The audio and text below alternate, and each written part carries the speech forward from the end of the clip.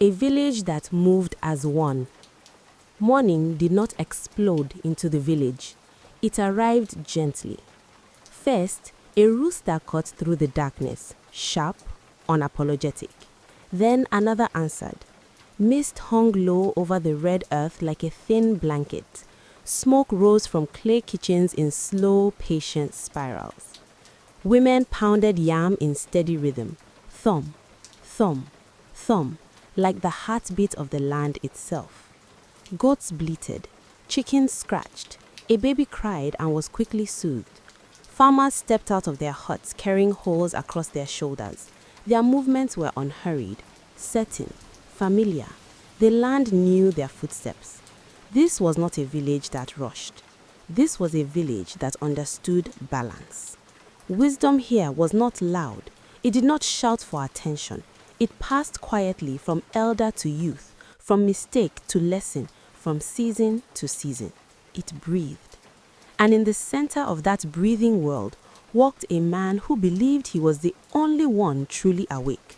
His name was Tade. 33 years old, dark skin that held the sun well, sharp cheekbones that gave his face an edge, short natural afro, intense eyes that rarely blinked when someone else spoke, indigo wrapper tied firmly at his waist, leather sandals worn but steady. He did not walk like the others. Where they walked with rhythm, he walked with evaluation. Where they greeted warmly, he nodded slightly. Where they listened with patience, he listened with judgment. The village breathed together. Tade breathed alone. The way pride grows quietly. It did not begin with arrogance. It began with a correction. Under the Iroko tree, elders gathered as they always did. Elder Dekule spoke slowly, his voice weathered by age. A river that forgets its source will dry up. The men around him nodded. The air was calm, respectful. Tade stood at the edge of the gathering, arms folded across his chest. Inside him, something tightened. No, he thought. That is incomplete reasoning. Rivers dry because rainfall changes, not because of memory. He did not say it aloud. He did not need to. The correction lived inside him, and it felt powerful. Later, hunters returned from the forest, arguing over strategy. One insisted they should have approached from the west. Tade watched, measured, calculated. If they had studied wind direction, he thought, they would not argue like children. The thought came with a faint smirk, not loud, not cruel, just superior. And that is how pride grows, not by shouting, but by silently believing you are above correction. Silence under the moon. That night, silence felt thicker than usual. The moon hung full, pale, watching everything without blinking. Crickets sang. A distant dog barked once, then stopped. Tade sat outside his hut alone. The village had gone quiet. Families were inside. Fires had dimmed. It was just him and his thoughts. He replayed the day's conversations in his mind, one by one. The elders' proverb, the hunters' debate, the traders miscalculating profit. Each replay strengthened something inside him. Why do they accept things so easily? Why do they nod at incomplete reasoning? Why does no one push deeper? The thought formed slowly, dangerously slowly. What if the common sense in this village is scattered? What if it is diluted? What if it needs to be gathered? The air seemed to pause. Even the cricket softened. And then the idea sharpened. What if all of it belonged to one person? His heartbeat changed. Not faster, heavier. If I collect every wise thought, every strategic idea, every sharp reasoning, he stood up slowly. They would have to come to me for farming advice, for trade decisions, for conflict resolution, for everything. And a man everyone must consult holds power. Silence deepened. The idea did not frighten him. It thrilled him. The decision. The next morning, Tade moved differently. He no longer listened just to criticize. He listened to collect. When elders debated farming cycles, he memorized every strategy. When herbalists discussed roots and cures, he absorbed each detail. When traders calculated profit margins, he stored their mental arithmetic. When children solved simple disputes with surprising fairness, he even took note of that. Nothing was too small. Nothing was beneath him. He told himself he was not stealing, he was preserving. But deep down, he knew something had shifted. He was no longer part of the village's shared wisdom. He was extracting it. The pot. Every obsession needs a container. For Tade, it became a pot. He visited the potter early in the morning. "I need your strongest clay," he said firmly. "The largest pot you can shape." The potter raised an eyebrow. "For grain?" he asked. Tade paused. "For something more valuable." The potter did not press further. Days later, the pot was delivered. It was wide-bellied, thick-walled, heavy, solid. Tade placed it in the center of his hut. He circled it slowly. This would hold everything.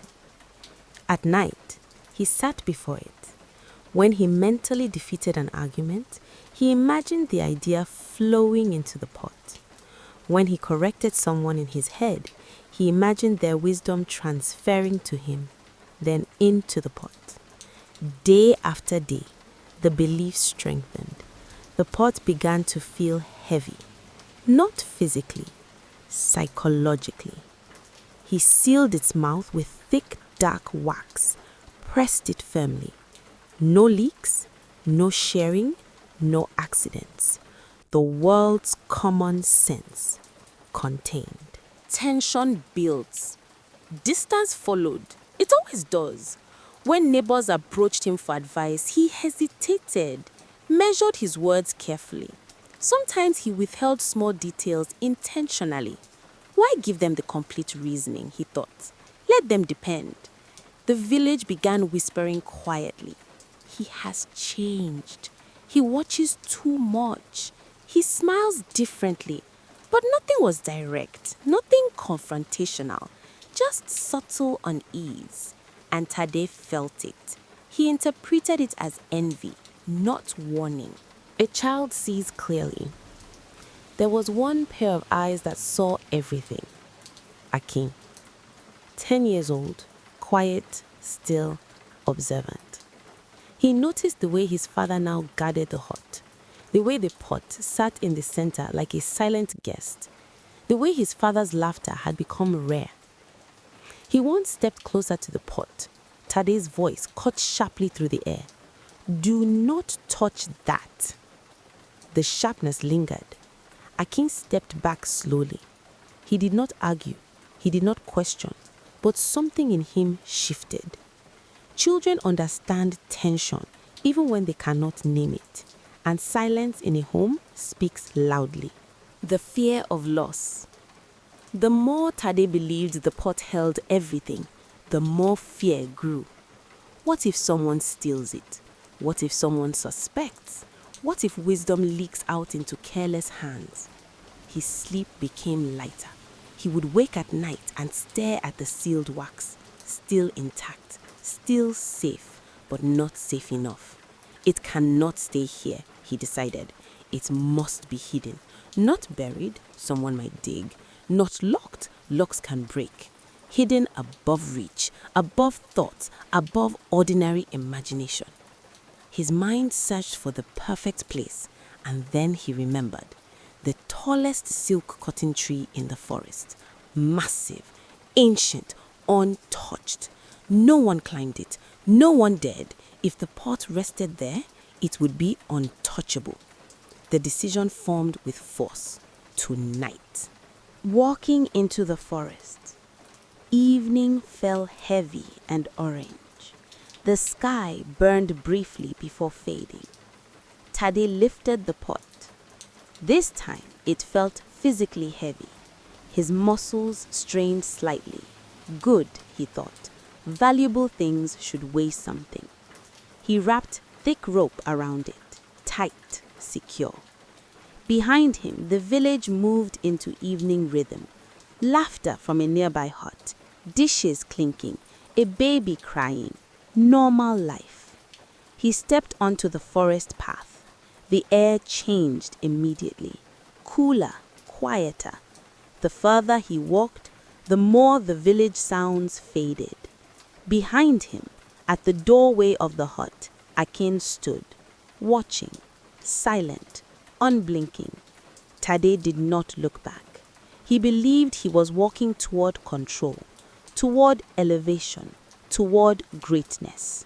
But the forest was still, very still, and somewhere deep within it, the tall silk cotton tree stood, unmoved, waiting, not impressed.